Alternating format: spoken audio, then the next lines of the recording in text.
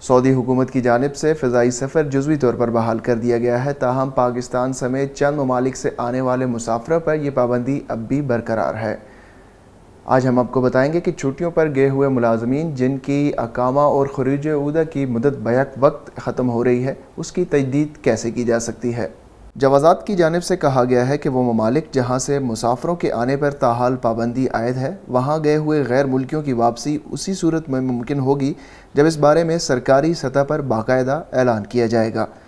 جہاں تک اقامہ اور خروج عہدہ کی مدت میں توسیع کا سوال ہے تو حکومت کی جانب سے مملکت سے باہر گئے ہوئے تارکین کے اقاموں اور خروج عہدہ کی مدت میں توسیع کے لیے اختیاری طریقہ کار جاری کیا جا چکا ہے، جس سے استفادہ کر کے آجر اپنے کارکنوں کے اقاموں اور خروج عہدہ کی مدت میں ابشر یا مقیم پورٹل سے توسیع کی جا سکتی ہے۔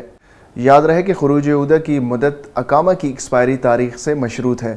اگر کسی کارکن کا اقامہ ایکسپائر ہو گیا ہو تو پہلے اقامہ کی تجدید کی جائے گی، بعد ازاں خروج عہدہ کی مدت میں توسیع کی جا سکتی ہے۔ کارکن کے اقامے یا خروج عہدہ کی مدت میں توسیع آجر کے ابشر یا مقیم پورٹل سے ہی ممکن ہوگی، جس کے لیے مقررہ فیس ادا کرنے کے بعد تجدید کی کمانڈ دی جائے۔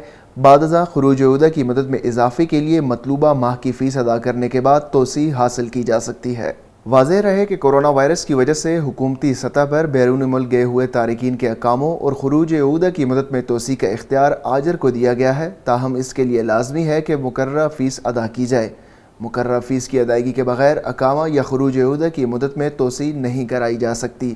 یہ بھی ضروری ہے کہ فیس ادا کرنے کے بعد خروج عہدہ کے لیے مطلوبہ مدت درج کر کے ابشر اکاؤنٹ کے ذریعے توسیع کمانڈ دی جائے۔